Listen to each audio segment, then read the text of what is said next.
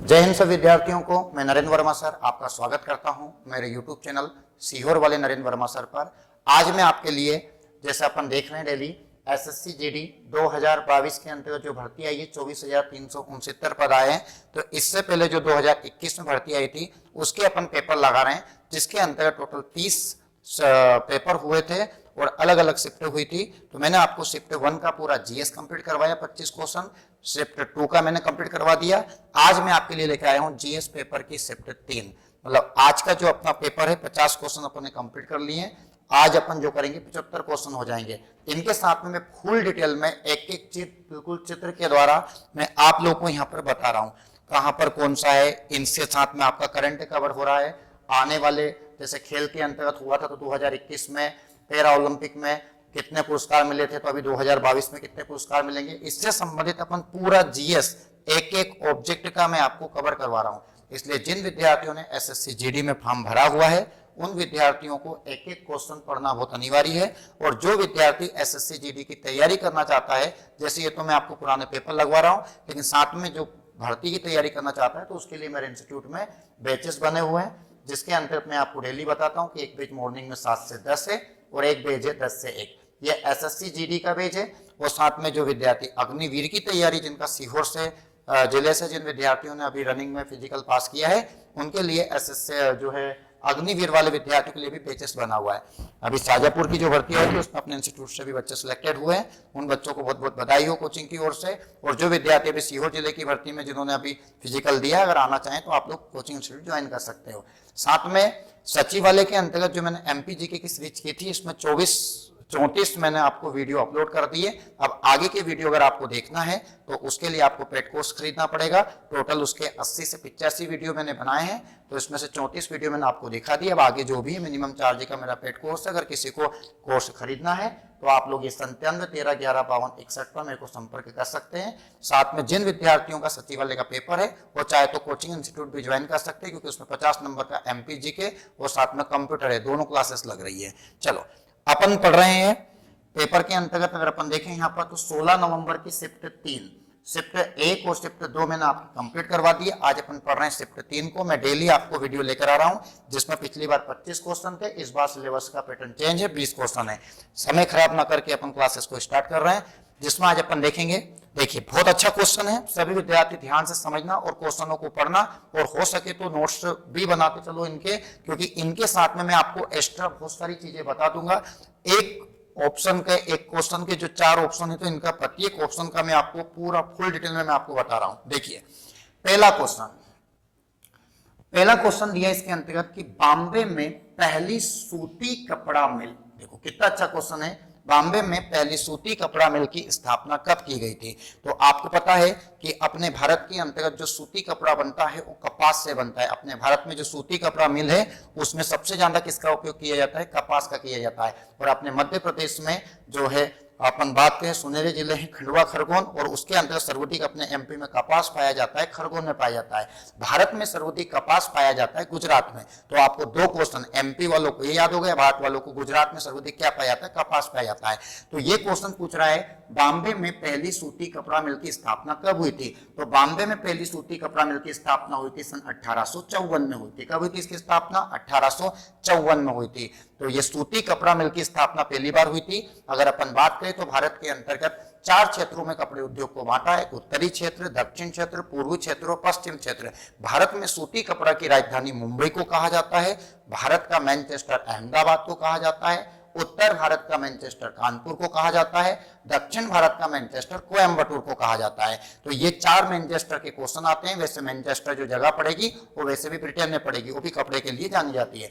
भारत में सूती वस्तु कपड़ा उद्योग की अपन बात करें तो अपने भारत के अंतर्गत सबसे बड़ा सूती कपड़ा उद्योग का कारखाना अपने मुंबई के अंतर्गत है ना, और भारत का जो मैनचेस्टर है वो कहां पर है, अपना अहमदाबाद में। क्वेश्चन आता है कि भारत में सबसे ज्यादा जो व्यवसाय में लोग जुड़े हुए हैं वो कौन सा व्यवसाय है। तो भारत में सूती कपड़ा उद्योग का भारत में दूसरा स्थान है, पहला स्थान है कृषि का। अधिकांश लोग भारत में कृषि उद्योग में सर्वाधिक काम करते हैं ना। जो खेत होते हैं, तो आपको पता है कि गांव में जिनके पास में जमीन होती है तो वो लोग तो खेत पे जाते ही हैं, साथ में लेबरों को भी लेकर जाते हैं। इसी कारण भारत में सबसे ज्यादा जो है किस उद्योग में लोग काम करते हैं, तो कृषि उद्योग में या कृषि में सबसे ज्यादा लोग क्या करते हैं, काम करते हैं। दूसरा नंबर किसका आता है, सूती कपड़ा, क्योंकि पहले खाना जरूरी है तो खाने के लिए सभी लोग जुटे हुए हैं, और दूसरा फिर कपड़े भी जरूरी है ना। सोचो कपड़े नहीं होंगे तो हमें कैसा आदमी दिखता है ना, आप खुद ही अनुमान लगा लीजिए। तो अपन एक क्वेश्चन के कितने सारे क्वेश्चन मैंने आपको बता दिया। सूती कपड़े की बात की तो 1854 में मिल की स्थापना हुई थी। भारत का मैनचेस्टर बता दिया अहमदाबाद को। सूती कपड़ा मिल सबसे बड़ी अपनी कहां पर है, यहाँ पर मुंबई है। भारत में किस टाइप के कपड़े का सबसे ज्यादा व्यवसाय होता है या कपड़े बनते हैं, तो अपने यहाँ पर भारत में सर्वाधिक कपड़े कपास के बनते हैं। कपास कहां पर है, अपना गुजरात है। मध्य प्रदेश में कपास कहां पर है, खरगोन है। खंडवा और खरगोन को क्या कहा जाता है, सुनहरे जिले कहा जाता है। तो ये अपन ने एक क्वेश्चन से इतने सारे क्वेश्चन निकाल लिए। अगला क्वेश्चन अगर अपन देखें यहाँ पर, तो 27वां क्वेश्चन है इसमें, निम्नलिखित में से किस राज्य में अबोर, देखो बहुत अच्छा क्वेश्चन है ये, किस राज्य में अबोर पहाड़ियां स्थित है। मैंने पूरे भारत में प्रत्येक राज्य की, जैसे जो मेरे यहाँ ऑफलाइन विद्यार्थी तैयारी कर रहे हैं उनको इंडियन ज्योग्राफी के, मैंने आपको कल भी कहा था कि इंडियन ज्योग्राफी के ये क्वेश्चन भी इंडियन ज्योग्राफी का और ये क्वेश्चन भी इंडियन ज्योग्राफी का है। इंडियन ज्योग्राफी की क्लासेस स्टार्ट हो चुकी है मेरे यहाँ पर। 7 से 10 वाले बैच में 7 से 8 मेरी क्लासेस चल रही है, और 10 से 1 पे 10 से 11 मेरी इंडियन ज्योग्राफी क्लासेस चल रही है। देखिए प्रत्येक मैंने पहाड़ियां पढ़ाई है और बिल्कुल प्रत्येक राज्यों की एक एक पहाड़ी याद करवाई है। लेकिन आप लोगों को मैं दिखा देता हूं यहाँ पर, निम्नलिखित में से किस राज्य में अबोर पहाड़ी स्थित है। तो भारत के अंतर्गत जो अबोर पहाड़ी है ये है अरुणाचल प्रदेश में। कहां पर ये पहाड़ी, अरुणाचल प्रदेश में। देखिए अबोर पहाड़ी की अगर अपन बात करें तो मैं आपको उसका मैप दिखा देता हूं। ये आप लोग देख रहे हो यहाँ पर, ये पहाड़ी है और इस पहाड़ी का नाम क्या है, अबोर पहाड़ी। पहाड़ी कौन सी है अपनी, अबोर पहाड़ी। अब ये जो अबोर पहाड़ी है अगर अपन इसकी बात करें तो आपको दिख रही होगी, ये पूरी पहाड़ी है, अबोर पहाड़ी है। जो अबोर पहाड़ी है ये चीन और भारत के बीच में पहाड़ी फैली हुई है। अबोर पहाड़ी जो है अरुणाचल प्रदेश में स्थित है। कहा जाता है कि अरुणाचल प्रदेश की एक सहायक नदी है दिबांग। अरुणाचल प्रदेश के अंतर्गत जो नदी बहती है अपनी, वो बहती है ब्रह्मपुत्र। कौन सी नदी बहती है, ब्रह्मपुत्र। तो जो ब्रह्मपुत्र की सहायक नदी है दिबांग है। तो दिबांग नदी के आसपास जो पहाड़ी फैली हुई है उस पहाड़ी का नाम क्या है, तो उस पहाड़ी का नाम है अबोर पहाड़ी। ये क्वेश्चन आप लोग ध्यान से समझना कि अपन क्वेश्चन आता है अबोर पहाड़ी कहां पर है, तो ये 2 देशों की पहाड़ी है। कितने देशों की पहाड़ी है, 2 देशों की संयुक्त पहाड़ी है, जिसके अंतर्गत एक तो अपना भारत आएगा और एक देश कौन आएगा, चीन आएगा। इन दोनों देशों की संयुक्त पहाड़ी है, भारत आएगा और एक कौन सा देश आएगा अपना, चीन आएगा। इसमें अपन मार्कर यूज करते, चलो ये कर लेते हैं। कौन सा आएगा, चीन आएगा, और एक कौन सा देश आएगा अपना, इंडिया। भारत बीच बीच में I love you too India बोलते रहिए करो। तो अबोर की पहाड़ियां भारत और चीन के बीच में है। कहा जाता है ब्रह्मपुत्र की सहायक जो नदी है ना, ब्रह्मपुत्र की जो सहायक नदी, इंडियन ज्योग्राफी के अंतर्गत मैं नदियां पढ़ा रहा हूं, तो ब्रह्मपुत्र की सहायक नदियों में जितनी भी नदियां हैं अपनी, है ना, इनको अपन पूरे तरीके से ट्रिक से मैं आपको याद करवाऊंगा। तो भारत और चीन के बीच में फैली हुई है। अरुणाचल प्रदेश में यहाँ पहाड़ी है, अरुणाचल प्रदेश। और कहा जाता है कि एक अबोहर, जो अबोर जो है एक जनजाति भी है। जो दिबांग जो नदी है, दिबांग नदी के आइट साइड में किनारों के पास में अबोर पहाड़ी के जंगलों में अबोर जनजाति निवास करती है। तो अगर पेपर में क्वेश्चन आ जाता है कि अबोर जनजाति भी कहां पर है, तो अबोर जनजाति कहां पर मिलेगी, अपनी अरुणाचल प्रदेश में। अबोर पहाड़ी भारत और कहां पर फैली हुई है, चीन में फैली हुई है। अबोर पहाड़ी है, वहां पर कौन सी नदी बहती है, तो दिबांग नदी बहती है। दिबांग नदी किसकी सहायक नदी है, तो ब्रह्मपुत्र की सहायक नदी है। इन क्वेश्चनों को आप लोग लिख लिया करो, है ना, और इनको थोड़ा समझा करो। तो अपन ये देखा अबोर पहाड़ी। अब क्वेश्चन आ गया पहाड़ी का, तो आपको मैं बता रहा हूं कि इंडियन ज्योग्राफी के अंतर्गत ये ऐसी, अब ये हिमालय हुआ, कंचनजंगा हुआ, गुरु शिखर हुआ, अब ये क्वेश्चन नहीं आते। अब ये क्वेश्चन आते हैं। तो अबोर पहाड़ी मैंने आपको ये चित्र से दिखा भी दिया है ना। तो ये अबोर पहाड़ी का जब क्वेश्चन आए तो आप लोग उसको, और भी क्वेश्चन मैंने बता दिया, दिमाग में सेट कर लेना, आने वाले पेपरों में भी क्वेश्चन आ सकता है। अबोर पहाड़ी है कहां पर, अरुणाचल प्रदेश। भारत और चीन की प्रमुख पहाड़ी है। ये अपन ने देखा, ये अबोर है और ये कहां पड़ेगी अपनी, अरुणाचल प्रदेश। अगला अपन देखें यहाँ पर, बहुत बहुत अच्छा क्वेश्चन है भैया, सभी विद्यार्थी जानते ही हैं और सभी विद्यार्थी गणेश जी को बिठाते ही हैं। बाकी मैं इनकी और डिटेल में आपको बताऊंगा। गणेश चतुर्थी का धार्मिक त्योहार विशेष रूप से किस राज्य से संबंधित है, तो सभी को पता है गणपति बप्पा मौर्य की अगर अपन बात करें तो हमारा जो सीहोर है ये भी फेमस है ना, सिद्ध विनायक गणेश जी से जाना जाता है। पहले सिद्धपुर नाम था सीहोर का, और सीहोर वाले नरेंद्र वर्मा के नाम से मेरा यूट्यूब चैनल भी हो। सीहोर में 11 साल से कोचिंग इंस्टीट्यूट भी चला रहा हूं। देखिए, गणेश चतुर्थी का अपन बात करें तो ये आप सभी को पता है 10 दिन का त्योहार होता है और 11वें दिन अपन गणेश जी का क्या करते हैं, विसर्जन करते हैं। इस त्योहार का जो प्रारंभ किया था पहली बार में, ये महाराष्ट्र राज्य से शुरू हुआ था और बाल गंगाधर तिलक, आपने एक नारा सुना होगा, स्वराज मेरा जन्म सिद्ध अधिकार है, इसे मैं लेकर ही रहूंगा। ये किसने कहा था? बाल गंगाधर तिलक ने कहा था। तो बाल गंगाधर तिलक ने ही पहली बार महाराष्ट्र से 2 उत्सव शुरू किए थे, एक गणेश उत्सव शुरू किया था और एक शिवाजी उत्सव किया था। कौन सा उत्सव था? गणेश उत्सव और शिवाजी उत्सव। तो 1893 में पहली बार मुंबई महाराष्ट्र में गणेश उत्सव हुआ था और 1895 में कौन सा उत्सव हुआ था? शिवाजी उत्सव हुआ था। तो क्वेश्चन आता है, गणेश चतुर्थी का जो धार्मिक त्योहार किस राज्य से हुआ है? तो ये हुआ है महाराष्ट्र से। कब से हुआ है? तो 1893 से हुआ है। और 1895 में कौन सा उत्सव हुआ था? तो ये हुआ था शिवाजी उत्सव। कौन सा उत्सव हुआ था? शिवाजी उत्सव। गणेश उत्सव का तो मेन माध्यम ये था कि उस समय 1857 की क्रांति के बाद में अंग्रेजों ने अपने देश में इतनी सख्ती कर दी थी कि 4 व्यक्ति खड़े नहीं हो सकते, है ना। जैसे कोरोना में लट पड़ी थी, ऐसे चीजें गोली पड़ती थी, तो चौराहे पे 4 लोग खड़े नहीं हो सकते थे, भीड़ नहीं होने देते थे, ये लोग भर भर के जेलों के अंतर्गत डालते थे। तब जाके बाल गंगाधर तिलक ने कहा था कि अपन जब तक लोग इकट्ठे नहीं होंगे तब तक अंग्रेजों से लड़ेंगे कैसे। तब जाके मुंबई के अंतर्गत एक गुलाल के माध्यम से गणेश उत्सव बनाया गया था, जिसमें अंग्रेजों ने परमिशन दे दी थी और उसमें पूरी भारत की जनता एक हो चुकी थी। और मुंबई के अंतर्गत गुलाल के माध्यम से, आपको पता है कि जो अंग्रेजों के कपड़े होते हैं अपने, उनके लाल कलर के कपड़े होते हैं, है ना। अपनी शादी के अंतर्गत आगे जो पोपो बजाते हैं ना, वो जो रहते हैं बैंड वाले जो रहते हैं, बैंड वाले से बजाते हैं, उनके जो कपड़े रहते हैं उस टाइप के जो कपड़े थे, तो वो जो कपड़े अंग्रेजों के पार्टी वेयर कपड़े थे।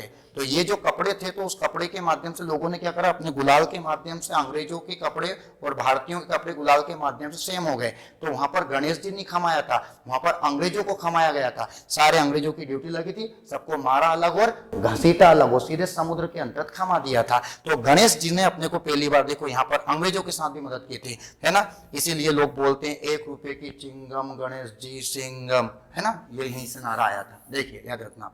तो गणेश चतुर्थी का जो त्योहार है, ये कहां से स्टार्ट हुआ था? तो ये हुआ था महाराष्ट्र राज्य से। कब से हुआ था?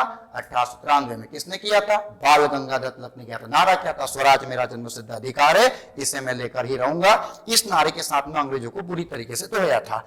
देखिए, अगला अपन बात करें, यहां पर बहुत अच्छा क्वेश्चन है। भारत की वर्ष 2011 की जनगणना के अनुसार देश में सर्वाधिक नंबर। अभी तक मैंने आपको 3 क्वेश्चन और तीनों क्वेश्चन इंडियन ज्योग्राफी के बता रहा हूं कि अगर जो विद्यार्थी के पास अभी भी समय है, 1-1.5 महीने में इंडियन ज्योग्राफी को मैं पूरा सूट दूंगा। जिसको बैच ज्वाइन करना 7 से 10 और 10 से 1 बैच में इंडियन ज्योग्राफी से ही मैंने शुरू किया है ना। तो जिनको तैयारी करना है कोचिंग इंस्टीट्यूट ज्वाइन कर सकते हैं। देखो, भारत की वर्ष 2011 की जनगणना के अनुसार देश में सर्वाधिक कस्बे हैं। तो भारत की जो जनगणना हुई थी, आपने सुना होगा, प्रधानमंत्री नरेंद्र मोदी जी ने आवास योजना का प्रारंभ किया था, पीएम आवास योजना। तो पीएम आवास योजना के अंतर्गत इन कस्बे को रखा गया है कि सभी कस्बों के अंतर्गत पक्के क्या होना चाहिए? मकान होना चाहिए। जैसे लोगों के पास में गांव पे कबीलों के मकान है, चद्दर के मकान है, कबीलों के मकान से ज्यादा तो बंदर ही फोड़ जाते हैं, कबीलों पानी चूकता है, लोगों के पास पैसे नहीं, कबीलों लला के परेशान हो चुके हैं। तो प्रधानमंत्री ने, दादा ये काम आपने बहुत अच्छा किया है, कम से कम लोगों के पास में एक छत तो हो रहा है। तो इसके अंतर्गत सर्वाधिक कस्बे हैं 4041। लेकिन ये जो कस्बे हैं 4041, ये 2011 की जनगणना के आधार पर है। अभी जनगणना 2021 में होनी थी, पर कोविड के कारण नहीं हो पाई। आगे जनगणना जब भी होगी तो कस्बों की संख्या अब बढ़ चुकी है। तो भारत की वर्ष 2011 की जनगणना के अनुसार देश में सर्वाधिक कस्बे कितने हैं? तो 4041। अब ये क्वेश्चन अपना जीएस का भी हो चुका है। अब ये प्रत्येक पेपर में आएगा, ऐसा नहीं कि जीडी है तो जीडी वाले ही बच्चे देखें, बाकी विद्यार्थियों भी इन क्वेश्चनों को देख सकते हैं, पढ़ सकते हैं। सभी पेपर में, सीजीएल हुआ, सभी पेपरों में काम आएगा। अगला क्वेश्चन देखिए, कितना अच्छा क्वेश्चन है ये। तलाजा की गुफा, कौन सी गुफा? तलाजा की गुफा राज्य में स्थित है। देखो, बच्चे लोग आज भी एलोरा की गुफाएं, अजंता की गुफाएं, उदयगिरी की गुफाएं, इनको ही पढ़ते हैं। लेकिन आजकल पेपरों के अंतर्गत क्या आ रहा है? अब इंडियन, ये भी इंडियन ज्योग्राफी के क्वेश्चन है। अभी तक जितने भी मैं पढ़ाता हुआ आया हूं, 4 से 5 क्वेश्चन हो चुके हैं, सबके सब इंडियन ज्योग्राफी के क्वेश्चन आ रहे हैं। तो आपको यहां से एक सोच डल रही है दिमाग में कि एसएससी जीडी में अपन को क्या पढ़ना है। हर कुछ पढ़ते रहते हो, हर कौन सी किताब पढ़ते रहते हो, पहले समझो कि पेपर में आ क्या रहा है। तलाजा गुफाएं राज्य में स्थित है। तो देखो, तलाजा की गुफा की अगर अपन बात करें तो तलाजा की जो गुफा है ना, ये गुजरात राज्य में, कहां पर है ये? गुजरात राज्य में। मैं आपको दिखा देता हूं तलाजा की गुफा का जो मैप है मेरे पास में, ये आप लोग देख रहे हो तलाजा की गुफा। ये है गुफा जिसका नाम है तलाजा की गुफा, देख रहे हैं आप लोग यहाँ पर मैप के अंतर्गत। मैं आपको इसको अच्छे से दिखा देता हूँ, ये लिखा भी है यहाँ तलाजा, है ना, बौद्ध गुफाएं, है ना, जो तलाजा की गुफाएं हैं बौद्ध गुफाएं। कहा जाता है कि जो तलाजा की गुफाएं हैं ये गुजरात के इस पर्वत पर 30 से ज्यादा गुफाएं बनी हुई है। तलाजा की गुफा, तलाजा की गुफा बौद्ध के साथ में जैन मंदिरों को भी आपको यहाँ पर साक्ष्य मिलेंगे। क्वेश्चन आता है तलाजा की गुफाएं कितने धर्म की गुफाएं हैं? तो ये 2 धर्म की गुफाएं, एक तो बौद्ध धर्म हो गए और एक कौन हो गए? जैन धर्म। इन दोनों धर्म की गुफाएं हैं और ये गुफा कहां पड़ेगी? गुजरात में। हो सकता है आने वाले पेपरों के अंतर्गत आपको और आ जाए, तो ये चीजें आपको याद रखना है। क्वेश्चन आ गया तलाजा की जो गुफाएं हैं ये कहां पर है? तो किस राज्य में? गुजरात में। धर्म पूछ लिया तो बौद्ध धर्म के साथ में जैन धर्म भी है। गुजरात के इस पर्वत पर 30 से भी अधिक गुफाएं यहाँ पर बनी हुई है ना, तो ये आप लोग यहाँ पर देख रहे हो। देखिए, तो इसका जो आंसर होगा ये क्या हो जाएगा अपना? गुजरात हो जाएगा। तलाजा, तलाजा की जो गुफाएं हैं ये कहां पर है? गुजरात राज्य में। किस राज्य में? गुजरात राज्य में।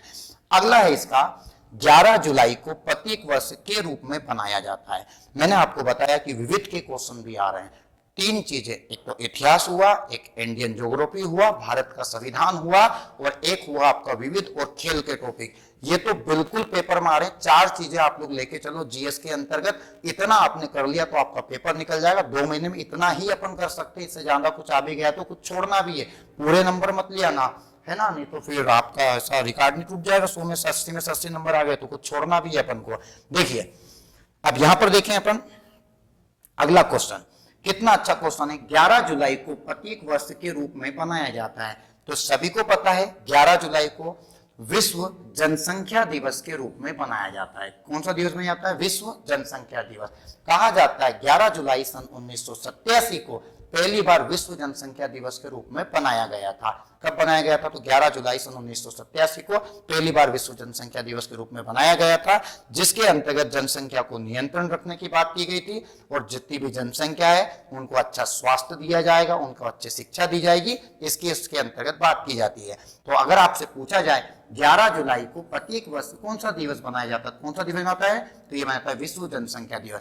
सभी को पता है कि विश्व पर्यावरण दिवस तो 5 जून को बनाया जाता है ना। 5 जून 1972 को विश्व पर्यावरण दिवस बनाया गया था। विश्व स्वास्थ्य दिवस बनाया जाता है 7 अप्रैल 1948 को विश्व स्वास्थ्य दिवस के रूप में बनाया गया था। ये तो इस बारे में पीएससी में क्वेश्चन आया था, है ना। और 22 अप्रैल को कौन सा दिवस बनाया जाता है? तो ये बनाया जाता है जल दिवस बनाया जाता है। तो ऐसे दिवस, तो दिवस का एक पेपर आएगा, तो मैंने आपको इसके लिए पूरे ये जो विविध के टॉपिक है इनको पूरा ट्रिक से मैं आपको याद करवा दूंगा, है ना। तो आप लोग मेरे साथ जुड़े रहे और हो सके तो इन वीडियो को और भी आगे शेयर कर दिया करिए, ताकि जो विद्यार्थी आपके रिलेशन में कोई तैयारी करना चाहते हैं तो वो भी इनको देख ले। पर बहुत सारे बच्चे मक्कारी करते कि यार रिलेशन वालों का हो जाएगा ना, तो ये मुझे टोकेंगे, तो बहुत सारे इसलिए नहीं कर रहे हैं। कर दिया करो, पढ़ लेगा वो भी, है ना। देखिए 11 जुलाई को कौन सा दिवस मनाया जाता है? तो विश्व जनसंख्या दिवस। अब मध्य प्रदेश में एक क्वेश्चन ऐसे ही आता है कि जनसंख्या स्त्रीकरण दिवस कब बनाया जाता है? तो मध्य प्रदेश में जनसंख्या स्त्रीकरण दिवस बनाया जाता है। ये बनाया जाता है आपका, देखो ये क्या था, 11 जुलाई को बनाया जाता है, 11 मई को। कब बनाया जाता है? 11 मई को बनाया जाता है। अगला क्वेश्चन देखिए, साथ में मैंने आपको ये भी बोल दी, ये भी आप लोग लिख लेना। 7 अप्रैल को स्वास्थ्य दिवस, 5 जून को पर्यावरण दिवस, है ना, 22 अप्रैल को जल दिवस के रूप में बनाया जाता है। देखिए अगला क्वेश्चन है, करंट का क्वेश्चन आ चुका है। करंट का क्वेश्चन, हाँ एक करंट का क्वेश्चन नहीं है। देखो कौन सा क्वेश्चन है, करंट ही, नरेंद्र मोदी जी का नाम आ गया है उसके अंतर्गत, तो करंट का ही होगा। प्रधानमंत्री नरेंद्र मोदी ने, जैसे मेरा नाम भी नरेंद्र मोदी है और अपने भारत के प्रधानमंत्री भी यशस्वी नरेंद्र मोदी जी ही थे, और स्वामी विवेकानंद के बचपन का नाम भी क्या था? नरेंद्र था। नरेंद्र नाम के व्यक्तियों से पढ़ा करो, बहुत माइंडेड रहते हैं, है ना। प्रधानमंत्री नरेंद्र मोदी ने 3 घटनाओं के स्मरणोत्सव के सिलसिले में मार्च 2021 में बांग्लादेश का दौरा किया। निम्नलिखित में से कौन सी उनमें से एक घटना नहीं है? तो जो दौरा किया तो उनमें से जो घटना पूछ रहे हैं तो कौन सी वो घटना नहीं है? देखिए मैं थोड़ा जूम कर देता हूं ताकि आपको और समझ में आ जाए। ध्यान देना, यहां पर पहला है भारत और बांग्लादेश के बीच राजनीतिक संबंधों की स्थापना के 50 वर्ष। एक क्वेश्चन इसमें पूछा नहीं है, याद रखना। अधिकांश बच्चे पूरा क्वेश्चन ही नहीं पढ़ते, लास्ट में ही मेन रहता है। शेख मुजीबुर रहमान की जन्म 7 वर्ष की अगला दिया है भारत बांग्लादेश भूमि सीमा समझौता LBA पर हस्ताक्षर के 10 वर्ष, और एक दिया है बांग्लादेश के स्वतंत्रता संग्राम के 50 वर्ष। तो इनमें उसने पूछा है कि इनमें से कौन सी घटना नहीं है। तो आपको पता है भारत और बांग्लादेश भूमि सीमा का जो समझौता हुआ है ये तो 2015 में हुआ है, और अभी क्या चल रहा है, ये क्वेश्चन था 2021 की पूछ रहा है। तो क्या इन दोनों के बीच में 10 वर्ष हो चुके, क्या नहीं हुए? तो पहले आपको ये पता होना चाहिए कि इन दोनों के बीच में जो है समझौता कब हुआ था। तो इन दोनों के बीच में समझौता कब हुआ था, 2015 के अंतर्गत हुआ था। तो अभी तो उसको 10 वर्ष हुए नहीं, तो ये आंसर आपका क्या होगा, गलत होगा। तो इसका जो आंसर आएगा वो क्या आएगा, भारत और बांग्लादेश भूमि सीमा समझौता पर हस्ताक्षर के 10 वर्ष। तो ये आप लोग को याद होना चाहिए। 100वां संविधान संशोधन हुआ था 2015 के अंतर्गत, टोटल 105 संविधान संशोधन हो चुके हैं। तो उस संविधान संशोधन के अंतर्गत भारत और बांग्लादेश की भूमि के बंटवारे के अंतर्गत जो भूमि समझौता पर हस्ताक्षर हुए थे। ये क्वेश्चन हो गया। इसके बाद अपन देखें यहाँ पर अगला, इनको साथ में आप लोग लिख भी लिया करो, क्योंकि पता नहीं कौन सा क्वेश्चन कब काम आ गए। जीएस तो जो है वो है ही सही है ना, उसमें कुछ चीज तो अलग से आनी नहीं है। ये देखिए आप लोग अगला, डिजिटल बोर्ड के बहुत फायदे हैं भैया, ये बहुत अच्छी चीज है, जो भी इसके बहुत संसाधन अच्छे दे दिए ताकि पढ़ाई में मजा आते हैं, आपको भी एक एक चीज क्लियर दिख जाती है और टीचरों को भी लिखना कम पड़ता है। देखिए कितना अच्छा क्वेश्चन है ये क्वेश्चन, देखिए आप लोग, मैं आपको दिखा देता हूं थोड़ा जूम करके। क्वेश्चन है, ये संविधान का क्वेश्चन है, मैंने पहले ही दे दिया। 5, 6, 7 क्वेश्चन इंडियन ज्योग्राफी के आ रहे हैं। जिस विद्यार्थी की इंडियन ज्योग्राफी अच्छी है और जिन विद्यार्थियों ने मुझसे इंडियन ज्योग्राफी पढ़ चुके हैं, जो ऑफलाइन मेरे पास पढ़ रहे हैं और जो पहले पढ़ चुके हैं, उनसे भी निवेदन है कि एक बार अपनी नोट्स में, आपको सभी को पता नोट्स क्लास में बनवाता हूँ, तो एक बार उन नोट्स को आप लोग अच्छे से घर पर रिवाइज कर लो, है ना। देखिए 33वां क्वेश्चन है, संविधान संशोधन है 52वां संशोधन अधिनियम सन 1985 द्वारा जोड़ी गई भारतीय संविधान की अनुसूची में दल बदल के आधार पर किसी व्यक्ति की संसद के किसी भी सदन या राज्य की विधानसभा या विधान परिषद के सदस्य होने से अयोग्यता से संबंधित है। तो सिंपल ही पूछ रहा है वो, इतना ज्यादा उसने फंसा दिया। तो यहां से ये क्वेश्चन उड़ जाता कि दल बदल कानून के लिए कौन सी अनुसूची है। तो आपको सभी को पता है कि भारत के संविधान के अंतर्गत टोटल 12 अनुसूची है। कितनी अनुसूची है, 12 अनुसूची है, 395 अनुच्छेद है और 22 भाग है। तो 12 अनुसूची में से 10वीं अनुसूची बोलती है दल बदल। कौन सी अनुसूची बोलती है, 10वीं। तो इसका जो आंसर आएगा वो क्या आएगा, 10वीं अनुसूची। ये तीसरी, छठी, 5वीं से टोटल अनुसूची कितनी है, 12 है। पहली अनुसूची बोलती है भारत में 28 राज्य और 8 केंद्र शासित प्रदेश होंगे। कुछ भी अगर इसमें चेंज किया तो पहली अनुसूची में हो जाएगा। दूसरी क्या बोलती है, तो दूसरी अनुसूची बोलती है आपका वेतन भत्ता पेंशन, जो इसमें काम करेगा उसको वेतन दिया जाएगा, पेंशन दिया जाएगा, भत्ता दिया जाएगा। तीसरी अनुसूची बोलती है जिनको वेतन भत्ता पेंशन दिया जाएगा उनकी शपथ ग्रहण भी होगी। चौथी अनुसूची में राज्यसभा का उल्लेख है। 5वीं अनुसूची में SC ST का उल्लेख है। 6ठी अनुसूची के अंतर्गत असम, त्रिपुरा, मिजोरम, मेघालय 4 राज्य को संरक्षित किया गया है। 7वीं अनुसूची के अंतर्गत 3 सूचियों को रखा गया है, संघ, राज्य, समवर्ती। संघ, राज्य, समवर्ती। संघ में कितने कानून है, तो संघ में 100 कानून है ना। इसके बाद में आपका क्या आ जाएगा, राज्य। राज्य की बात करें तो 61 कानून है और 52 कानून किसके अंतर्गत हो जाएंगे, समवर्ती सूची के अंतर्गत हो जाएंगे। 8वीं अनुसूची की अगर अपन बात करते हैं यहाँ पर, तो 8वीं अनुसूची में 22 भाषाओं का उल्लेख है। कितनी भाषाओं का उल्लेख है, 22 है ना, जिसमें अपनी एक भाषा क्या हो जाएगी, हिंदी। 9वीं अनुसूची की अपन बात करें तो आपको पता पहला भूमि अधिकरण जो तमिलनाडु राज्य से हुआ था सन 1951 में, भूमि अधिग्रहण से संबंधित था, जो तमिलनाडु में हुआ था, जो किस अनुसूची में रखा है, 9वीं में। और 10वीं अनुसूची में किसको रखा है, दल बदल में। 11वीं अनुसूची में पंचायती राज है और 12वीं अनुसूची में नगर पालिका और नगर निगम है। 12 अनुसूची अपन ने वैसे ही पढ़ ली है, तो आप लोग चाहो तो इसको लिख भी सकते हो। अगला अपन देखें यहाँ पर, तो इसका आंसर क्या आएगा, 10वीं। तो संविधान के क्वेश्चन आ रहे हैं, तो संविधान आपका कंप्लीट होना अनिवार्य है ना। तो मेरे एक पेज में संविधान चल रहा है, एक में इंडियन ज्योग्राफी चल रही है, एक पेज में मेरा इतिहास चल रहा है और एक में पूरा विविध और करंट अफेयर चल रहा है। देखिए निम्नलिखित में से कौन सा वनों की कटाई का परिणाम नहीं है। क्वेश्चन है परिणाम नहीं, देखो फिर आ गया नहीं है। जीएस में आपको क्वेश्चन को पढ़ना पड़ेगा, जल्दीबाजी निकाल। ये क्वेश्चन तो अपन वैसे ही निकाल लेंगे, इसमें कोई पढ़ने की जरूरत नहीं। बाकी ये भी देखो इंडियन ज्योग्राफी के ही क्वेश्चन है अपना, वनों की कटाई का क्या नहीं है, परिणाम नहीं है। तो प्रकृति के समग्र संतुलन में गड़बड़ी, तो प्रकृति के समग्र संतुलन में गड़बड़ी में वनों की कटाई का कोई मुद्दा है ही नहीं। पृथ्वी पर प्रदूषण के स्तर में वृद्धि, वायुमंडल में ऑक्सीजन के स्तर में वृद्धि, भूजल के स्तर में कमी। अब देखो इसका आंसर तो अपन को वैसे दिख रहा है, वनों की कटाई का परिणाम नहीं है, वनों की कटाई का। अब मुझे बताइए आप लोग कि इसमें एक ऑप्शन दिया है वायुमंडल में ऑक्सीजन के स्तर में वृद्धि।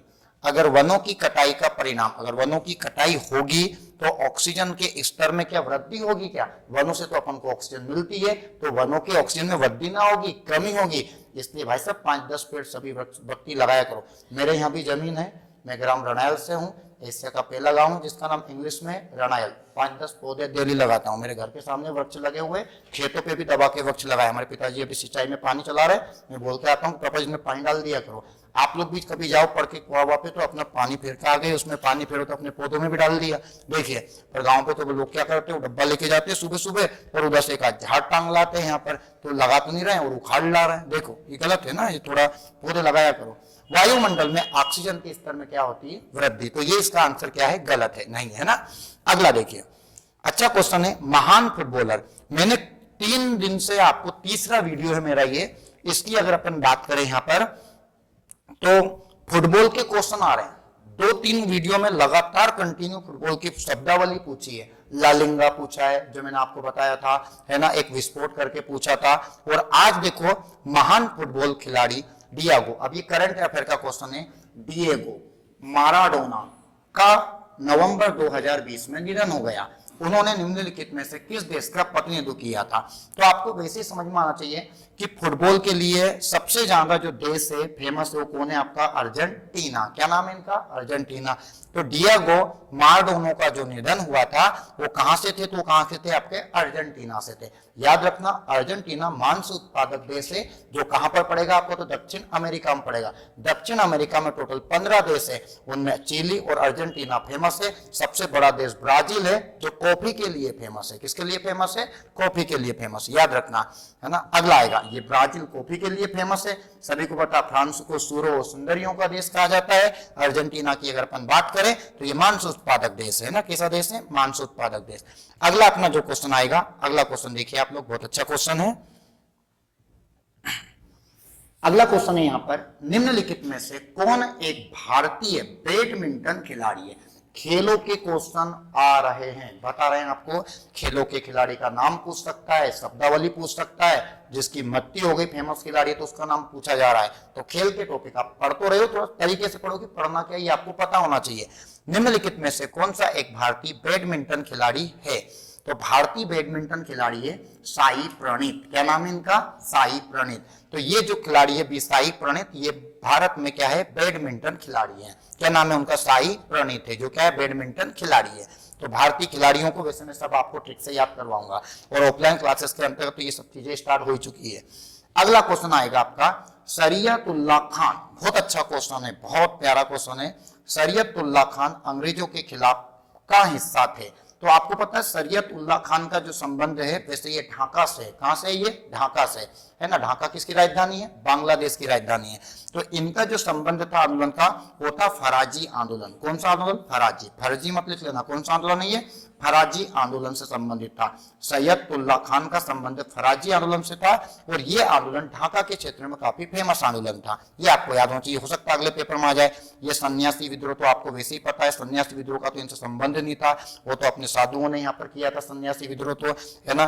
फकीर आंदोलन, भाई आंदोलन, ये सब मैं आपको 1857 क्रांति में पढ़ाऊंगा। देखिए अगला क्वेश्चन बहुत अच्छा क्वेश्चन है भैया, आने वाले पेपरों के लिए हो सकता है कि ये क्वेश्चन आ जाए। अक्टूबर 2020 में विश्व बैंक ने वित्त वर्ष 2020-21 में भारत के सकल घरेलू उत्पादन जीडीपी में कितने प्रतिशत संकुचन की उम्मीद की थी? देखिए जीडीपी को अपन बोलते हैं सकल घरेलू उत्पादक, इकोनॉमिक्स का क्वेश्चन है। अपने देश में जो व्यापार होता है उसमें जो अपना पैसा इनकम होता है उसको अपने क्या निकाली जाती है? जीडीपी। एक जीडीपी होती है और एक होती है जीएनपी। इनको मैं आपको इकोनॉमिक्स में पढ़ाऊंगा। तो इसका जो संकुचन रखा गया तो कितना रखा था? 9.6 रखा था। कितना रखा था? 9.6 रखा था इसका दर। लेकिन ये इस बार आपको पता है कोविड के अंतर्गत लक्ष्य पूरा नहीं कर पाया था। अगला आएगा सितंबर 2021 तक प्राप्त जानकारी के अनुसार भारत ने 1960 में पैरा ओलंपिक खेलों की शुरुआत के बाद अब तक इसमें पदक जीते। देखो कितना अच्छा क्वेश्चन है। अगर क्वेश्चन आ जाए पैरा ओलंपिक जो खेल है उसकी प्रारंभ कब हुआ था, तो 1960, तो पूछ रहा 1960 से तो 1921 तक की शुरुआत में अब तक अपने कितने पदक जीते हैं, तो इसमें अब तक अपने 9 तो स्वर्ण पदक जीते हैं, 12 रजत जीते हैं और 10 क्या जीते हैं, कांस्य जीते हैं। अब देखो ये 2021 का था, पर अभी 2022 में भी पैरा ओलंपिक खेल हो चुका है। कब हो चुका है पैरा ओलंपिक खेल, 2022 में। तो 2022 में जो पैरा ओलंपिक खेल हुआ है अपना, कौन सा खेल हुआ है, पैरा ओलंपिक खेल, तो ये हुआ है टोक्यो में। कहां पर हुआ है, टोक्यो। और टोक्यो किसकी राजधानी, सभी को पता टोक्यो जापान की राजधानी है। इस बार अपन ने टोटल 19 पदक जीते हैं। कितने पदक जीते हैं अपन ने, 19 पदक जीते हैं। इन 19 पदक के अंतर्गत अपन देखें तो जो स्वर्ण जीते अपन ने इस बार, अगर स्वर्ण की अपन बात करें, आप लोग लिख लेना, हो सकता है भैया 21 का पूछा 22 का पूछ ले, तो आपको याद होना चाहिए। तो पिछली बार अपन ने जो है अभी तक स्वर्ण कितने जीते थे, 9। तो अपन स्वर्ण की बात करें तो अपन ने 5 तो स्वर्ण जीते हैं, 5 क्या जीते हैं, स्वर्ण। 8 अपन ने रजत जीते हैं और 6 अपन ने क्या जीते हैं, कांस्य जीते हैं। टोटल जो पदक जीते हो कितने जीते हैं अपन ने, 19 पदक जीते हैं। तो क्वेश्चन आता है 2060 में पैरा ओलंपिक की शुरुआत हुई थी, 60 से 21 तक 9 स्वर्ण, 12 रजत और 10 कांस्य अपने हाथ में आए थे। अभी टोक्यो पैरा ओलंपिक के अंतर्गत अपन ने टोटल 19 पदक जीते, जिसमें 5 तो अपने स्वर्ण हो गए, 8 अपने क्या हो गए, रजत हो गए, 6 क्या हो गए, अपने कांस्य हो गए। याद रखना इस क्वेश्चन को। आने वाला क्वेश्चन मैंने आपको करवा दिया, हो सकता है कि अब आपको ये पूछ लिया, अब ये थोड़ी ना पूछेगा, आगे वाला पूछे, पर इससे अपन को याद क्या हो गया, 1960 में क्या हो गया, पैरा ओलंपिक खेल की शुरुआत हुई थी। ये क्वेश्चन आपको याद होना चाहिए। अगला क्वेश्चन देखिए आप लोग यहाँ पर, निम्नलिखित में से, बहुत अच्छा क्वेश्चन है, बहुत प्यारा क्वेश्चन है। आप लोग को अगर कोई दिक्कत हो तो आप लोग कमेंट करके बता देना, आपको दिखे नहीं दिखे, अगर वो जूम करना तो मैं आपको जूम करके दिखा दूंगा। कुछ भी चीज हो तो आप लोग मुझे थोड़ा इसमें बताते रहना ना, क्योंकि मुझे पता ही नहीं रहेगा कि आपको दिख भी रहा नहीं दिख रहा, आपकी कमेंट से मुझे मालूम पड़ेगा, है ना। निम्नलिखित में से कौन, बहुत अच्छा क्वेश्चन है, इतिहास का क्वेश्चन, बार बार बोल रहे हैं आपको, इंडियन ज्योग्राफी, इतिहास, खेल, संविधान और विविध और करंट अफेयर कंप्लीट है, एसएससी जीडी निकल जाएगा, है ना। देखिए निम्नलिखित में से कौन इब्राहिम लोदी को पराजित करने के बाद पहला मुगल सम्राट बना था। अब मैं आपको बता दूं, इब्राहिम लोदी तो सभी को पता है, ये लोदी वंश के शासक थे। किस वंश के शासक थे, लोदी वंश का। दिल्ली सल्तनत जो आया था भारत में, दिल्ली सल्तनत की जो नींव रखी गई थी ये रखी गई थी आपको पता है 1206 में। 1206 में दिल्ली सल्तनत की स्थापना की थी और इसके जो पहले शासक थे उनका नाम था कुतुबुद्दीन ऐबक। क्या नाम था, कुतुबुद्दीन ऐबक। किसकी बात करें अपन, दिल्ली सल्तनत की, उनका शासक का नाम क्या था, कुतुबुद्दीन ऐबक था। दिल्ली सल्तनत ने 1206 से 1526 तक राज किया था। इसमें 5 वंश आए थे। कितने वंश आए थे, 5। पहला वंश था आपका जिसको अपन बोलेंगे गुलाम वंश, और गुलाम वंश के जो शासक थे उनका नाम था, अपन जो पहला शासक थे कुतुबुद्दीन ऐबक। गुलाम के बाद में आपके जो शासक आए थे, वंश आया था खिलजी वंश, खिलजी के बाद तुगलक आया था, तुगलक वंश के बाद सैयद वंश आया था और लास्ट वंश था लोदी वंश। तो कहा जाता है कि पूरे दिल्ली सल्तनत पर टोटल 5 वंश आए थे और 5 वंश के टोटल 24 शासक थे, है ना। मेरे 5 वंश कोडिंग है, गुल खिले तुम शायद लोगी, गुल तो गुल से गुलाम, खिल से खिलजी, गुल खिले तुम से तुगलक, शायद तुम लोगी तो सैयद, और लोगी से क्या आएगा, लोदी। तो लोदी वंश का अंतिम शासक जो था उनका नाम था आपका इब्राहिम लोदी, है ना, इब्राहिम लोदी। लोदी वंश के संस्थापक बहरलाल लोदी थे। बहरलाल लोदी के बाद में उनके 2 पुत्र थे, उसमें एक जो शासक आएगा वो सिकंदर लोदी आ जाएगा, है ना, और उसके बाद में सिकंदर लोदी के जो लड़के हैं उनका नाम क्या हो जाएगा आपका, इब्राहिम लोदी। अब इन इब्राहिम लोदी की बात करें तो बाबर इनको पानीपत के प्रथम युद्ध में मारते हैं। पानीपत का प्रथम युद्ध होता है 21 अप्रैल 1526 को, और पानीपत के प्रथम युद्ध में बाबर ने इनको तुगलमा नीति के द्वारा पहली बार तोपों का प्रयोग किया था, इनको मारा अलग था और घसीटा अलग था। बाबर ने, कहा जाता है कि टोटल भारत में अंदर 5 युद्ध लड़े थे, 5 पहले भी लड़ चुके थे, टोटल 10 युद्ध माने जाते हैं, पर महत्वपूर्ण उनके युद्ध 5 थे। पहला युद्ध 1519 में किया था, यूसुफजई जाति के विरुद्ध किया था। उसके बाद में इन्होंने पानी पिलाया तो पानीपत का युद्ध, खाना खिलाया, खानवा का युद्ध, है ना, पानी पिलाया तो पानीपत हो गया, खाना खिलाया तो खानवा का युद्ध। खाना खा के बंदा बाहर जाता है, ऊपर देखता है चांद, देखता है चंद्रिका युद्ध, घाघरा पेर के सो गया, घाघरा का युद्ध। तो इनके युद्ध कितने थे टोटल? 5। एक 1519, 1526, 27, 28, 29 और बाद में इनकी 26 दिसंबर 1530 को मृत्यु हो गई थी और इनको यहाँ पर दफना दिया गया था। और इसके बाद में आज इनको जो दफनाया था वो आगरा के अरम बाग में दफनाया था।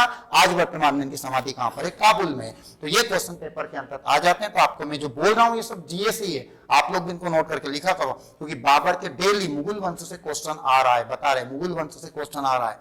इब्राहिम लोदी कुछ भी नहीं है, इतिहास में मेरे यहाँ बैचेस चल रहे हैं। दिल्ली सल्तनत में टोटल 24 शासक आए थे, मुगल में टोटल जो शासक आए थे उनकी संख्या थी 15, है ना। 2 से 4-5 दिन का, 1 हफ्ते का टॉपिक है ये, आप लोग पढ़ लोगे आपका कंप्लीट हो जाएगा। पूरी फुल कहानी के माध्यम से मैं आपको याद करवाऊंगा। तो ये कौन सा शासक हो गया आपका? इब्राहिम लोदी हो गया। इब्राहिम लोदी को बाबर ने मारा अलग था और घसीटा अलग था। 21 अप्रैल की रात थी 1526 के बाद थी पानीपत का प्रथम युद्ध हुआ था। बाबर युद्ध को जीत गया था अपने तोपों के माध्यम से। किसके माध्यम से? तोपों के माध्यम से, क्योंकि भारत में नई नई चीजें आई थी तो लोगों को पता नहीं था तोप के बारे में। बाहुबली देखे होंगे आप लोग, बाहुबली में आपने देखा था कि वो जब बाहुबली को कुछ नई चीजें आते हैं, पर्दे टाइप के उड़ के आते हैं, तो कालके की सेना को पता नहीं देते, वो तो सब लोग भी एक दूसरे चढ़ के उस पर्दे को घींच लाए, वहां पर सब उसको बढ़िया खेल रहे उसके साथ में, उसने आग लगाया, उसमें पेट्रोल था, जब जैसे आग लगी चीख मार के भागे। तो ऐसे ही जब बाबर पहली बार तोप लेकर आए थे ना, तो लोग उस बाबर की तोप में हाथ चला रहे थे, अपने भारतीय लोग तो हाथ लगा रहे थे, उसमें हाथ चला रहे थे, झांक के देख रहे थे। अब एक दो जैसे उसने तोप चलाई, जो सबके तिलखड़े उड़े ना, चीख मार के भागते फिरे फिर, तो उस तोप की वजह से क्या है, बाबर युद्ध को जीत गए थे। वैसे इब्राहिम लोदी ने इसमें हाथी घोड़ों की सेना रखी थी, हाथी की सेना थी। अब सोचो कि बाबर तो लड़ा नहीं था, बाबर तो आया, फायर किया, बढ़िया कुर्सी लगा के बैठ गया, उसकी जो तोपची थे उस्ताद अली और मुस्तफा वो दोनों दमादम तोपे चलाने लगे। तोप जैसे एक गोला आया, इब्राहिम लोदी के हाथी के सामने गिरा। अब हाथी ने जैसी चीख मारी, और तो इब्राहिम लोदी नीचे था, वो नीचे धराया, उसके ऊपर से हाथी निकल गया। तो ये हाथी की सेना की वजह से, हाथी घोड़ों की सेना की वजह से भगदड़ मची और युद्ध को आसानी से कौन जीत गया था? बाबर जीत गया था। देखिए बाबर को भी धोया था एक राजा ने। अच्छा, एक तो किताब खुद ने लिख दी, बाबरनामा। देखो आप लोग, अब सोचो, जो मैं कोई भी व्यक्ति अपने बारे में लिखेगा आत्मकथा, तो उसमें बोला है कि मुझे धोया किसी ने।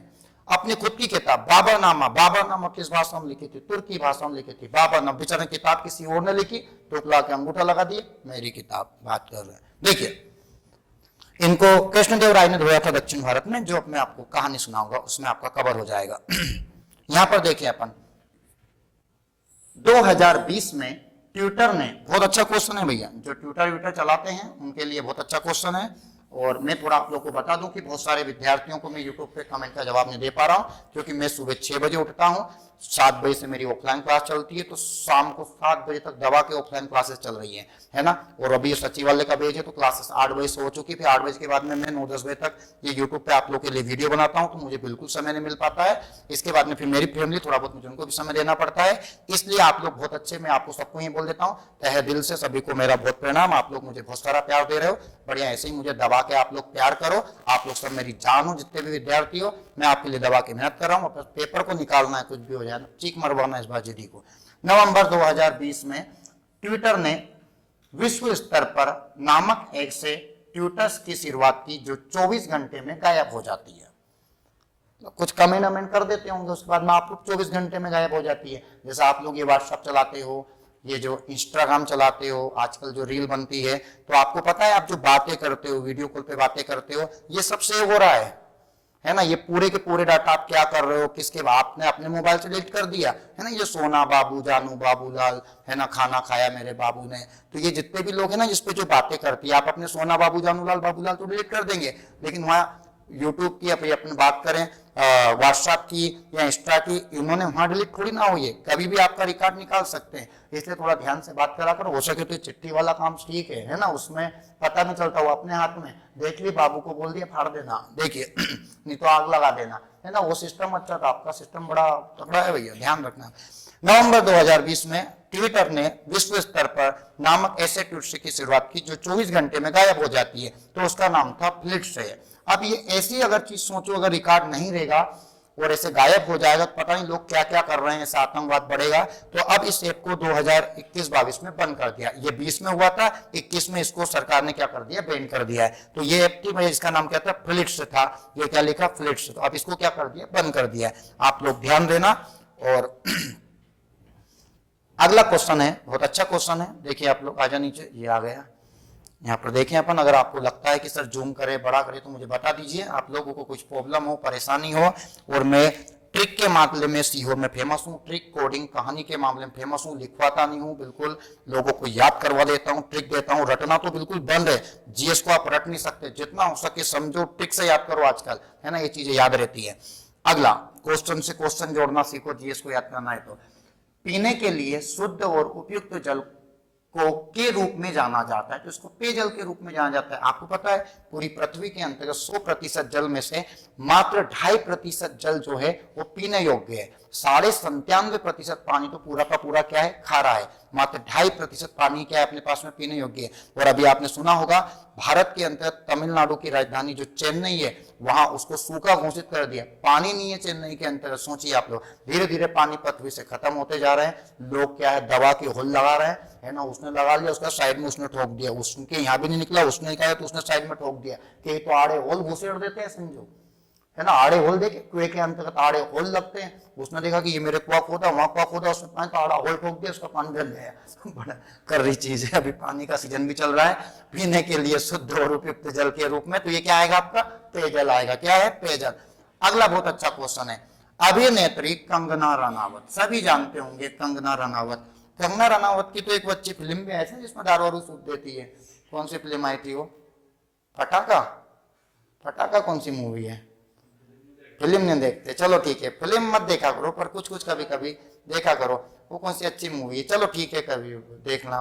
कंगना रनावत तो देखा होगा आपने, वैसे घड़ी मुड़ी टाइप के बाल रहे हैं ना, जो ऐसे, है ना, थोड़े बढ़िया हीरोइन है, देख लेना इसको। कंगना रनावत ने फिल्म के लिए देखो 67वें राष्ट्रीय फिल्म पुरस्कार 2019 में सर्वश्रेष्ठ अभिनेत्री का पुरस्कार जीता था। इनकी ये मूवी बहुत अच्छी है, हो सके तो इस मूवी को आप लोग देख लेना, क्योंकि आपका इतिहास में कुछ नहीं तो अपनी मनु झांसी की रानी लक्ष्मीबाई की अगर अपन बात करें तो आपने पढ़ा है बचपन से, खूब लड़ी मर्दानी हो तो झांसी वाली रानी थी ना, बुंदेले हर बोलो के मुख हमने सुनी कहानी थी, खूब लड़ी मर्दानी हो तो झांसी वाली रानी थी। इसको सुभद्रा कुमारी चौहान ने बहुत अच्छे से इसको लिखा था और लोगों को बताया था कि अंग्रेजों के प्रति एक महिला ने तलवार उठाई थी, और तुम लोग जितने भी युवा लोग हो, आप लोग जो है बाटले उठा रहे हो, कुछ चरू उठा रहे हो, तलवार उठाओ, लड़ाई लड़ो।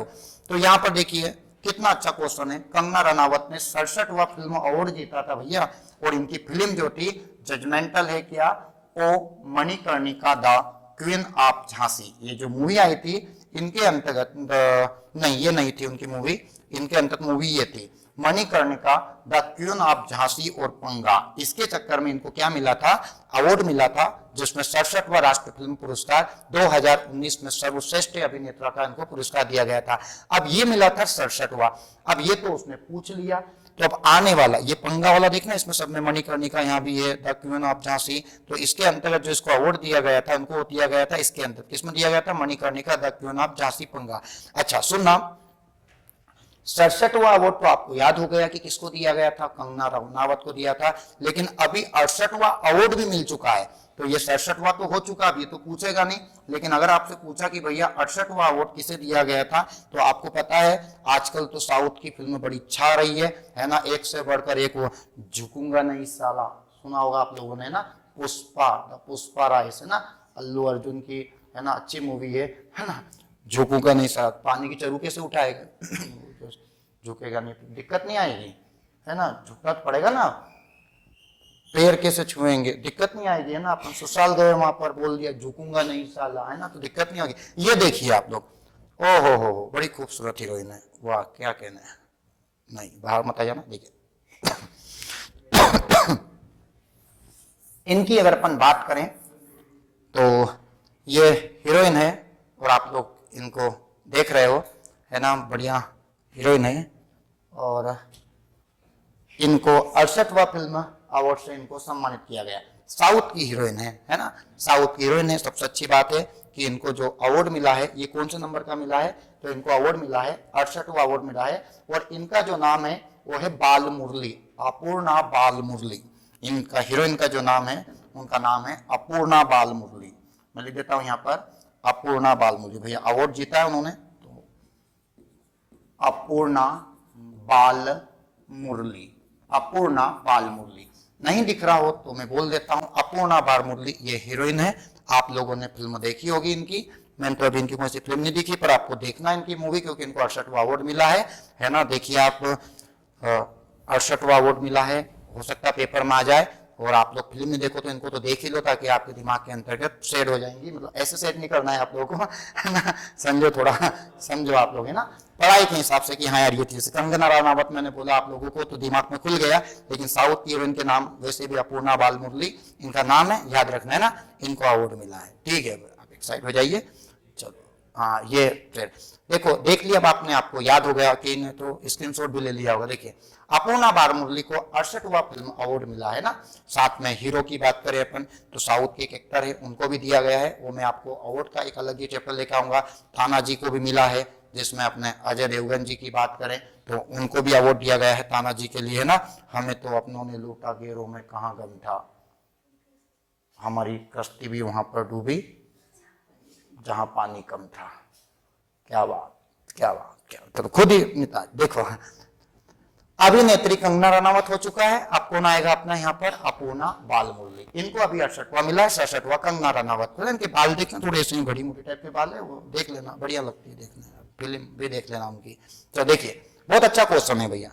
क्वेश्चन देखिए यहाँ पर, इंपीरियल बैंक ऑफ इंडिया की स्थापना कब की गई। किसकी बात कर रहे हैं अपन यहाँ पर, इंपीरियल बैंक ऑफ इंडिया की स्थापना कब की गई। तो आपको पता है सबसे पहले तीन बैंकों को मिलाकर एक बैंक बनाया गया था, उसका नाम रखा गया था इंपीरियल बैंक ऑफ इंडिया। और इसकी स्थापना हुई थी सन 1921 में हुई थी। कब हुई थी स्थापना, 1921 में। बाद में इसी इंपीरियल बैंक ऑफ इंडिया को तीनों बैंकों को तोड़कर एक ही बैंक बना दिया था, जिसका नाम था स्टेट बैंक, है ना, जिसको आप एसबीआई बोलते हो। और एसबीआई की जो स्थापना हुई थी वो हुई थी 1955 में, 1 जुलाई 1955 में एसबीआई की स्थापना हुई थी। आरबीआई जिसे बैंकों का बैंक कहा जाता है, आरबीआई बैंकों का सबका बाप है, उसकी स्थापना 1 अप्रैल 1935 में हुई थी। याद रखना, ये क्वेश्चन पेपर के अंतर्गत आते हैं। तो वैसे भी मैं इसका बैंक के क्वेश्चन आ रहे हैं तो एक वीडियो बना दूंगा तो आपको कंप्लीट हो जाएगा। बाकी हमारे यहाँ पर इकोनॉमिक्स में टॉपिक मैंने शायद ऑफलाइन वाले बच्चों को करवा दिया है। देखिए अगला अपन बात करें यहाँ पर निम्नलिखित में से, ये क्वेश्चन हो चुका अपना, निम्नलिखित में से बहुत अच्छा क्वेश्चन है ये भी। क्वेश्चन देखिए, निम्नलिखित में से कौन सा बैंक है ना, ये फॉर्च्यून ग्लोबल 500 सूची 2021 में शामिल था। देखो बैंक के 2 क्वेश्चन आ चुके, मतलब बैंक का टॉपिक आपका कंप्लीट होना चाहिए। तो है भारतीय स्टेट बैंक, है ना। 1 जुलाई 1955 को भारतीय स्टेट बैंक की क्या हुई थी, स्थापना हुई थी। याद रखना इसको, ये क्वेश्चन पेपरों के अंतर्गत पूछा जा चुका है। और अभी 500 सूची 2021 में शामिल था तो था भारतीय स्टेट बैंक, है ना। इसकी विदेशों में बहुत सारी शाखाएं, अपने यहाँ तो बहुत सारों के जो है कि पासबुक ही नहीं होगी बैंकों में, जो है कि इनकी बात करें तो खाते ही नहीं खुलवाया होगा कि इन्हें। तो अभी देखिए ये मिर्जाफर को वर्ष में फिर आ गया। देखो इतिहास और इंडियन ज्योग्राफी दवा के क्वेश्चन पूछा जा रहा है। और अभी मैंने स्टार्ट ये किया है 2-2.5 महीने के अंतर्गत एसएससी जीडी का फुल सिलेबस बढ़िया मैं पूरा चूड़ दूंगा, बता रहे हैं आप लोगों को जिसको तैयारी करनी है। अभी भी टाइम नहीं निकला है, डेली 2-3 टॉपिक मेरे, डेली 1-1.5 टॉपिक कंप्लीट हो जाता है। तो जिनको कोचिंग ज्वाइन करना टाइम से करिए, वरना आपका सिलेबस फिर रिपीट नहीं होगा। मीर जाफर को वर्ष में पुनः बंगाल के नवाब के रूप में प्रतिष्ठित किया गया था। देखिए मीर जाफर को मतलब क्या बोल रहा है, पुनः बंगाल के नवाब के रूप में प्रतिष्ठित किया। तो मीर जाफर जो थे ना, ये सिराजुद्दौला बंगाल के जो नवाब थे सिराजुद्दौला के यहाँ पर काम करते थे, उनके सेनापति थे। और इन्होंने क्या किया था, अंग्रेजों का साथ दे दिया। जैसे प्लासी का आपने युद्ध का नाम सुना होगा, एक घटना हुई थी जिस घटना का नाम है ब्लैक होल, काल कोठरी की घटना हुई थी 1756 में। काल कोठरी की घटना में जो सिराजुद्दौला नामक व्यक्ति है, ये बड़े खतरनाक व्यक्ति थे। इनको अंग्रेजों से पता नहीं क्या प्रॉब्लम थी, अंग्रेजों से तो बहुत ही प्रॉब्लम थी इनको, है ना। इनको रेटिंग बाथरूम में बंद कर करके मारते थे। काल कोठरी मतलब 10 बाय 10 कमरे के अंतर्गत अच्छा हो, बच्चा हो, बड़ा हो, सबको उन्होंने चोर देते थे और गेट लगा देते थे। ये काम कौन करते थे? सिराजुद्दौला जी करते थे। अब सिराजुद्दौला का सेनापति कौन था? मीर जाफर था। क्या नाम था उनका? मीर जाफर था। तो इन्होंने एक बार क्या करा था, सन 1756 में 1756 में जो सिराजुद्दौला जी थे, जो राजा थे बंगाल के, उन्होंने 146 अंग्रेज को 10 बाय 10 कमरे में, छोटे से कमरे में पूछ दिया सबको, है ना। 10 बाय 10 के तो अपने रेटिंग बाथरूम ही होते हैं। 10 बाय रेटिंग बाथरूम के अंतर्गत 146 अंग्रेज को बूझ दिया। वो चिल्ला रहे मर जाएंगे। सिराजुद्दौला बोल रहा तभी तो मैं तुम्हें बंद कर रहा हूं ताकि तुम मर जाओ। बंद ये भी बोल रहा महाराज मर जाएंगे। उसने बोला तुम तुझे अंदर कर दूंगा। गेट लगा दिया। तुम्हारी कसम समझो, सुबह गेट खोला तो मात्र 23 बचे। कितने बचे? 23। ये ऐसे चीख मार के भागे कि ना तो ये आज तक ब्रिटेन में मिले, ना ही आज तक भारत में मिले, है ना। तो इस घटना का नाम था कालकोठरी की घटना, जो 146 अंग्रेज को, देखो ऐसे ऐसे भी राजा थे, है ना। अपने ये सुना है अंग्रेज भारत आए, अपने कभी ये नहीं सुना कि अंग्रेज भारत से गए नहीं थे। इनको मारा अलग था, घसीटा अलग था इनको, ना। ऐसे ऐसे तो मारा था उनको, जाएंगे कहां से? मात्र 23 बच्चे, इनकी भी आज तक पता चला कहां गए। अब इस घटना से सुनकर जो चालाक बल्ली था, जिसका नाम था रॉबर्ट क्लाइव, क्या नाम था? रॉबर्ट क्लाइव, जो आपने पढ़ा है। भारत के अंदर टोटल 39 गवर्नर आए थे। बहुत शानदार, मैं आपको ठीक से याद करवाऊंगा 39 गवर्नर। तो ये जो 39 गवर्नर में जो पहला गवर्नर था, बंगाल का गवर्नर था।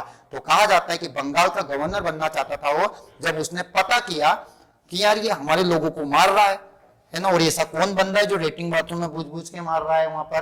तो वो भाई साहब जो था पकड़ा है वहां पर। तो ये आपको देख रहे हैं अपना भारत है, भारत के अंतर्गत यहाँ पर है अपना बंगाल है।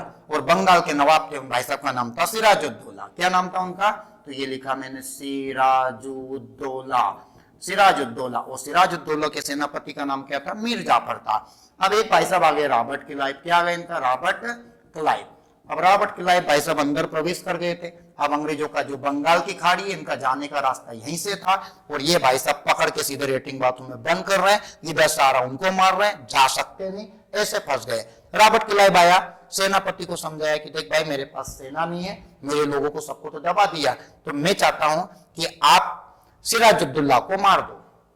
उसने बोला पागल हो गया क्या, है ना, वो बंद कर देगा, ऐसा थोड़ी ना होगा। अब बार बार बार बार मीर जाफर के पास में रॉबर्ट क्लाइव आता। इसने कहा था कि तुम कैसे भी करके मार दो यार। उसने बोला कि नहीं। फिर रॉबर्ट क्लाइव ने अपनी चाल चली, क्योंकि मेरा दिमाग बहुत तेज था। मीर जाफर से कहा कि राजा बनना है। उसने कहा हाँ बनना है, क्योंकि ये क्या थे? सेनापति थे। उसने बोला कि इसको मार दो, इसको मार दो, सिराजुद्दौला को, मैं तुम्हें राजा बना दूंगा। उसने बोला कि यार ऐसा नहीं हो सकता। फिर इसने कहा राजा बनने के लिए, इसके साथ में मिल गया। और इस मीर जाफर ने धोखा दे दिया, गद्दार दे दिया। अगर ये नहीं होता ना तो अंग्रेज भारत में प्रवेश नहीं कर पाते, क्योंकि ये जो जगह पर अपने भारतीय राजाओं का राज था, मीर जाफर ने मिलकर, रॉबर्ट क्लाइव ने मिलकर सिराजुद्दौला को मारा अलग और घसीटा अलग। उस युद्ध का नाम था प्लासी का युद्ध, जो 23 जून की रात थी। कब की बात थी? 23 जून 1757 को हुआ था। और प्लासी के युद्ध के अंतर्गत इस रॉबर्ट क्लाइव का साथ देने वाला इनका सेनापति था, जिसका नाम क्या था? मीर जाफर था। और इस मीर जाफर ने मिलकर और रॉबर्ट क्लाइव ने मिलकर सिराजुद्दौला को निपटा दिया। बात यह हुई थी कि रॉबर्ट क्लाइव जो था, इसने कहा था कि तुम्हें मैं राजा बना दूंगा, और इसको अपनी बात के मुताबिक इसको गद्दी पर बिठा दिया। पर गद्दी पर तो बिठा दिया था, पर इसके साम्राज्य में कुछ नहीं छोड़ा। पूरा भू राजस्व मंत्रालय इसने अपने पास रख लिया। सिर्फ तुम सेना को देखोगे, बाकी जितना भी राजस्व आएगा, जितना भी लगान का पैसा आएगा, उसको मैं रखूंगा। तो ये चमचा टाइप का बन गया। पूरे भारत को लूट लिया। किसने लूट लिया? रॉबर्ट क्लाइव ने। क्वेश्चन आता प्लासी के युद्ध में भारत की ओर से अंग्रेजों का साथ देने वाला या गद्दार कौन था? तो उनका नाम था मीर जाफर था। याद रखना आप लोग। अब मीर जाफर का जो दामाद था वो उसका सेनापति बना, जिसका नाम था मीर कासिम। क्या नाम था? मीर कासिम। तो ये सब मैं कहानी पूरी स्ट्रीम बताऊंगा आपको। तो ये भाई साहब 2 बार राजा बना था। इसको एक बार तो राजा बनाया था 1757 में, पहली बार गद्दी पर कब बैठा था? 1757 में बैठा था। और दूसरी बार गद्दी पर कब बिठाया था? 1764 में बिठाया था। मतलब 2 बार ये बैठा था। क्वेश्चन ये पूछ रहा है, मीर जाफर को वर्ष में पुनः बंगाल के नवाब के रूप में प्रतिष्ठित किया गया था। मतलब एक बार बैठ चुका होगा, 1757 में बैठा, 60 में फिर ये भाग गया था, फिर इसको बिठाया 1764 में। अंग्रेजों का भारत में कोई पैसे कमाने का इनका एक उद्देश्य था, हमें भारत में राज नहीं करना है, हमें भारत से दबा के पैसे कमाना है। भारत की चिड़िया थी, सब घिस घास के ले गए। तब देखिए, तो बहुत पैसे थे पहले। अब मैं आपसे कोचिंग की फीस मांगता है तो आप लोग बढ़िया तरीके फीस एक मुट्ठी ऐसे सोना निकाल के जमा कर देते हैं। अब सोने की चेन तक नहीं है, अंगूठी तक नहीं है लोगों के पास में, सब ले गए हैं ढूंढ के और मारा ऊपर से इन लोगों ने अपन को। चलिए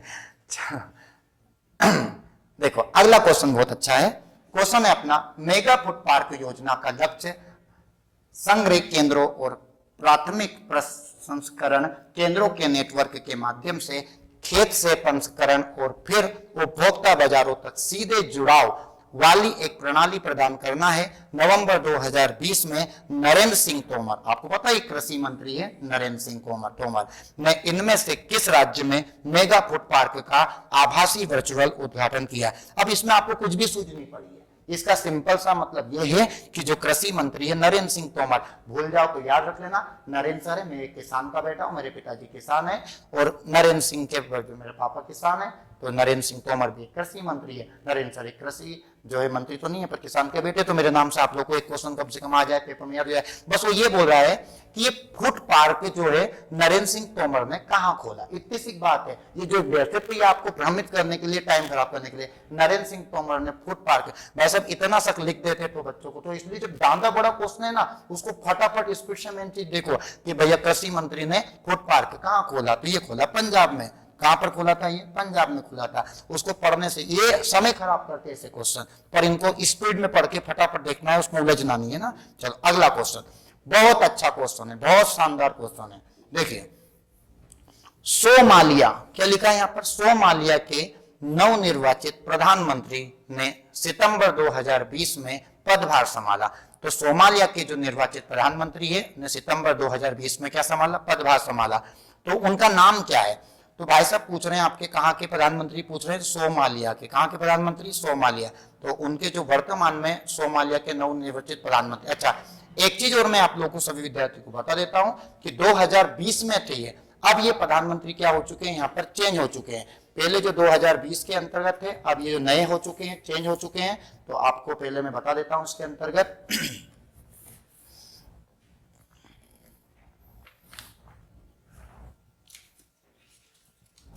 देखिए उनका जो 2020 में थे इन्होंने पदभार संभाला था, लेकिन अब जो नए प्रधानमंत्री वो चेंज हो चुके हैं। तो मैं पहले आपको नए वाले बता देता हूं। पहले पुराने की अगर अपन बात करें तो पुराने वाले थे मोहम्मद हुसैन रूबेल। क्या नाम था उनका, मोहम्मद हुसैन रूबेल, मोहम्मद हुसैन रूबेल। पर अब ये भी चेंज हो चुके हैं।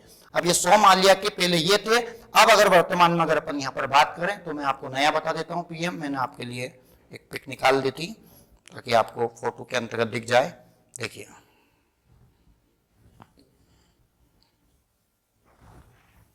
आप लोग देख रहे हो यहाँ पर, ये दादा है जो सोमालिया के वर्तमान में क्या है, प्रधानमंत्री बने। कहाँ के प्रधानमंत्री बने, ये सोमालिया के। तो जो वर्तमान में प्रधानमंत्री आप लोग देख रहे हो, सोमालिया के नए पीएम बने हुए हैं। ये भाई साहब है नए पीएम, और इनका जो वर्तमान में नाम है पीएम का, इनका नाम है हमजा आबिद बर्रे। क्या नाम है, हमजा आबिद बर्रे, नए है बात, ये इनका नाम है हमजा आबिद बर्रे। तो हो सकता है कि आपको पेपर में यह आ जाए। तो वर्तमान में जो बने इनका नाम क्या है, हमजा आबिद बर्रे। ये कहाँ के नए बने पीएम, तो ये बने सोमालिया के। तो कुछ जो नए नए अपडेट है, जो भी नए नए निकले हैं, उनको मैं आपको ट्रिक से याद करवा दूंगा, पेपर में आ सकता है क्वेश्चन, है ना। और पहले जो थे उस समय उनकी अगर अपन बात करें तो उनका नाम था मोहम्मद हुसैन रूबेल। क्या नाम था, मोहम्मद हुसैन रूबेल उनका नाम था। ये क्वेश्चन आपको याद होना चाहिए। ये हो गए अपने क्वेश्चन। अगला क्वेश्चन है आपका, निम्नलिखित में से कौन सा कथन सत्य है। तो ये निम्नलिखित में से कौन सा कथन सत्य है, इसमें इसका जो आंसर आएगा वो आएगा क्षार स्वाद में कड़वे होते हैं। सिंपल सी क्षार। देखो विज्ञान का मात्र एक ही क्वेश्चन आया, कल 2 क्वेश्चन आए थे, आज एक क्वेश्चन आया। तो विज्ञान पे अपन को टारगेट कम करना है, कुछ महत्वपूर्ण क्वेश्चन ही पढ़ना है, क्योंकि माइनस मार्किंग है और अपने पास में पढ़ने का बहुत है। अगला क्वेश्चन देखिए अपन यहाँ पर, तो ये हो गए अपने लास्ट क्वेश्चन बचा हुआ है, और लास्ट क्वेश्चन है अपने जो अंतिम क्वेश्चन है। और ये अंतिम क्वेश्चन भी इन्होंने जो लिया है, ये पर्यावरण का क्वेश्चन है, छोटा सा क्वेश्चन है, बाकी आपको याद होना चाहिए। वैसे विविध के अंतर्गत ही आएगा ये। केंद्रीय प्रदूषण नियंत्रण बोर्ड का गठन के तहत किया गया था जल प्रदूषण निवारण एवं नियंत्रण अधिनियम 1974। तो इसका जो आंसर है केंद्रीय प्रदूषण नियंत्रण बोर्ड का गठन कब किया था? तो इसका गठन किया था 1974 के तहत किया था। और किसके तहत किया था? जल प्रदूषण नियंत्रण एवं नियंत्रण के अधिनियम। अब ये अधिनियम वाले टॉपिक है, आपको वैसे भी याद होना चाहिए। पर्यावरण अधिनियम के तहत किया था, वायु के तहत किया था, तो प्रदूषण नियंत्रण बोर्ड का गठन जल प्रदूषण निवारण अधिनियम 1974 के तहत किया था। ऐसे करके मैंने आप लोग को पूरे 25 क्वेश्चन को रिवाइज करवाया, फुल डिटेल में बताया, एक एक चीज मैं आप लोग को ढूंढ ढूंढ के ला रहा हूं। जहां जहां से मुझे दिख रहा है कि आपको दिखाना चाहिए वही मैं दिखा रहा हूं। आपको इससे एक अनुमान लग जाएगा कि अपन को पढ़ना कैसे है, पेपर में क्वेश्चन कैसे आ रहा है। इंडियन ज्योग्राफी को लेके चलो, खेल को लेके चलो, करंट को लेके चलिए, आप लोग इतिहास को लेके चलिए और साथ में संविधान को लेके चलिए। और अगर आपसे नहीं हो पाए तो आप लोग कोचिंग इंस्टीट्यूट है मेरा, यहाँ पर एक क्लासेस बिल्कुल चल रही है, जीडी के हिसाब से मैं आपको पढ़ा रहा हूँ। जय हिंद सभी विद्यार्थियों को।